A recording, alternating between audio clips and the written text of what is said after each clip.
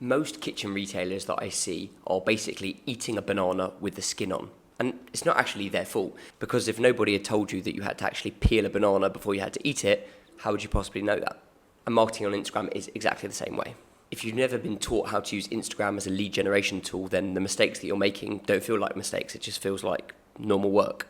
Anyway, a bit of context before we dive in. So I have generated over 1 billion views across all platforms for all of our clients on social media. I've grown multiple accounts past the 10,000 and 100,000 follower mark. And so what we're about to go through is not actually theory, it's what we do in practice, and that's what I see all the time. And today we're going to break down the top 5 mistakes that I see kitchen business owners making on social media and how to fix them immediately. But before we dive in, don't forget that if you are a kitchen retailer or kitchen business doing between $500,000 and $2 million a year in top line revenue, and you want to grow your business, you want to learn all the stuff that we're about to go through in a lot more detail, as well as sales, finance, operations, people, etc. There's a link below in the first comment. Click that link and book a call. Anyway, let's get into it.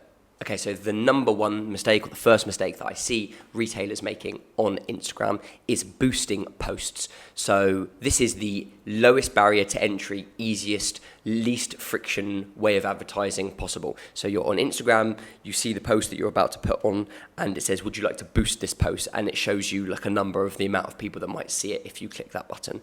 But what happens when you click that is that Facebook or Instagram are going to just send you the worst quality traffic humanly possible. These are not your buyers. These are complete tire kickers, probably not geographically relevant to you at all.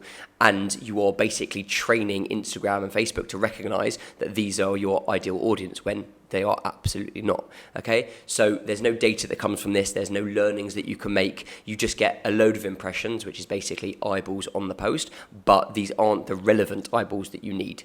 The next layer deeper down from that is that you are also not able to retarget that traffic because the people that got there in the first place were terrible quality. You need to be doing things through the ads manager. So you actually need to go to business.facebook.com. You need to set up your business manager, link it with an ad account, and you're going to want to do this completely properly, choosing the creative, choosing the primary text, the headlines that you want to put in there, and choosing geographically the areas that you want to promote to ultimately. And you don't want to just be showing posts to the world for cheap eyeballs. You want to be showing with a conversion objective, which basically means when I show people this post, I want Facebook and Instagram to find me the most relevant people who are going to click the post, fill in a form, and ultimately book a design consultation. When I speak to kitchen business owners and they say, oh, Instagram's rubbish, it doesn't really work, this probably is the number one culprit of why that is the case. Mistake number 2 that I see all the time, and that is a very confused bio page and no real clear call to action. So if you think about the natural journey that someone's going to go through, once they see one of your videos, they're going to click, bottom left is going to bring up their profile, or your profile. And once someone sees your profile, if there are so many things going on, huge walls of text, a link tree maybe, which is one of those links that takes you to 10 different links, it's adding friction. It's making it much harder for people to take the action that you desire them to take, which is ultimately and presumably book a design consultation. A lot of people have download a brochure. This is my YouTube channel. Look at our house profile. Speak with an expert. This is a map to our showroom. They've got so many things going on that people get overwhelmed with the number of choices, and they actually choose not to choose, which means that they'll just bounce off the page and they'll forget about it.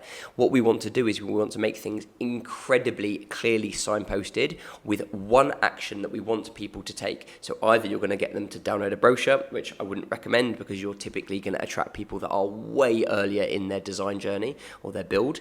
You want to get people that are booking a design consultation. So that's what you want them to do. You want that one button, one link on your profile, which when people see it, they're going to click, book your consultation, because there is nothing else that they can do. They can't go to your website, they can't go to your YouTube channel, they can't do any of this other stuff other than book a design consultation, which ultimately is exactly what you want them to do. One thing on the book or design consultation that I will say is if you want to sort of pre-qualify people, you want to add in a question around budget. And there are a lot of ways of doing this, and we teach this inside the course that we have, but ultimately you don't want to just say, what's your budget? Because that's going to put a lot of people off. There are more sensitive versions that you can use to ascertain what people have to spend, because ultimately if you're going to have to spend time calling these people, you do not want to waste it on tire kickers and people that do not have the budget to buy what you have to sell. Mistake number 3 that I see all the time, and that is not posting short form videos and just relying on nice, pretty images.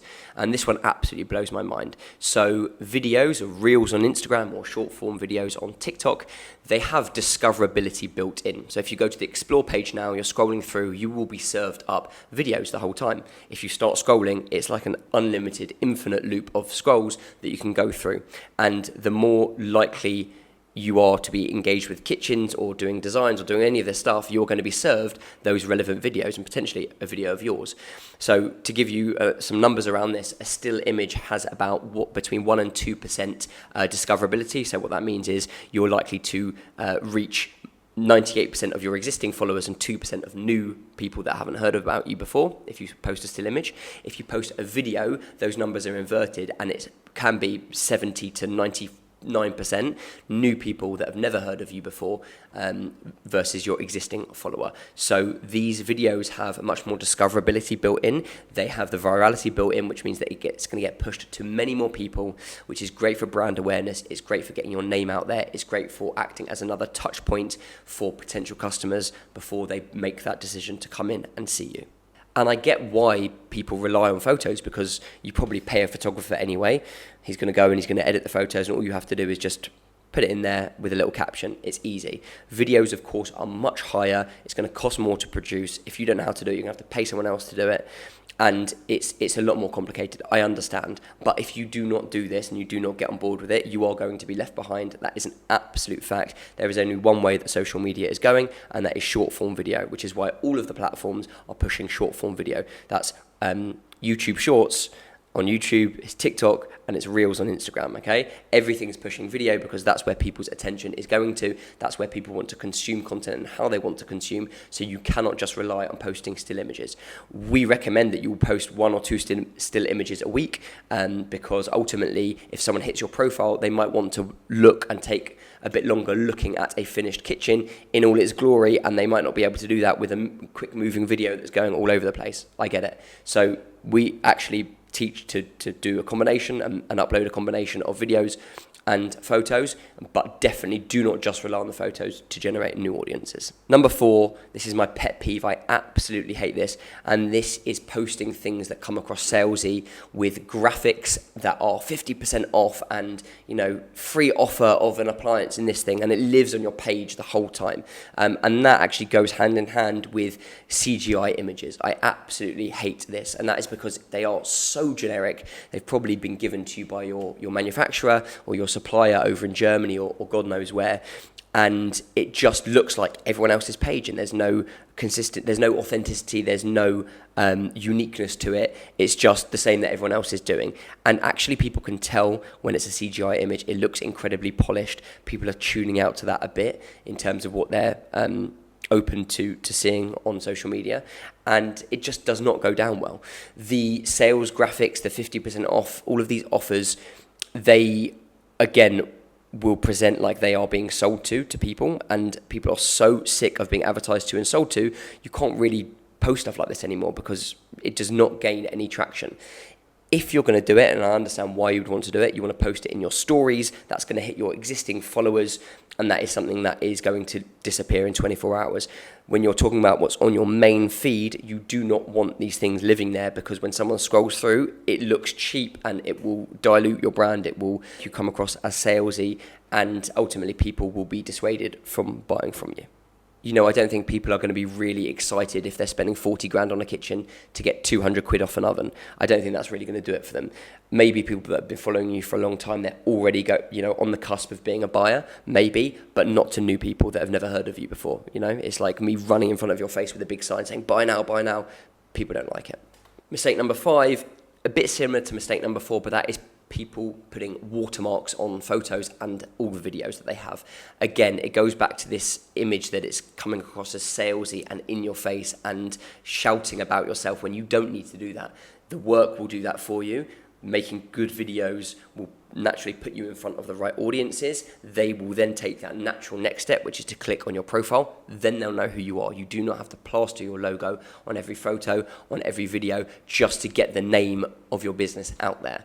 I have one retailer that I work with. he wants to get his logo out there a lot. I told him he absolutely cannot post watermarks. So his shortcut version was that he would wear branded gear in every video. So he wore a polo shirt that has his company's logo on it, and that is a bit more subtle, at least. Even still, I don't think that's necessary. People are going to find out who you are just naturally by taking that next step in the buyer's journey. Okay, so those are the top 5 mistakes that I see retailers making and what to do to fix them. Hopefully that will help you in your journey and help you grow your social media presence as a starting point. But to reiterate again, if you're doing between $500,000 and $2 million a year in turnover and you want to scale beyond that, we have a group training program specific for the KBB industry. If you want to find out more about it, book a call with me by clicking the link down below. Thanks, guys.